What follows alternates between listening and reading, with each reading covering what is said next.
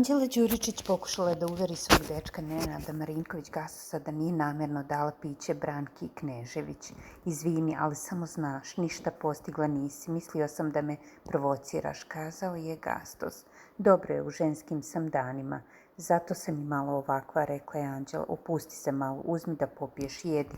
Uživaj malo, ženo, kazao je Gastos. Podsjećamo, Anđela Đuričić zamirila Nenad Marinković-Gastos jer je tokom svoje rođendanske proslave ponudio pićem svoje cimere te su ušli u sukob. Međutim, ona je nakon toga uradila nešto što je njega šokiralo, te je bez pitanja podelila piće Branki Knežević.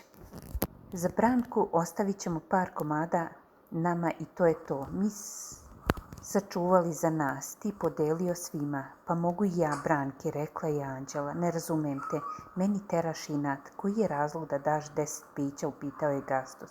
Neću da nosim toliko pića, ako si već rekao da ima mnogo, kazala je Anđela. Objasni mi kakav je to odgovor, ne brani se.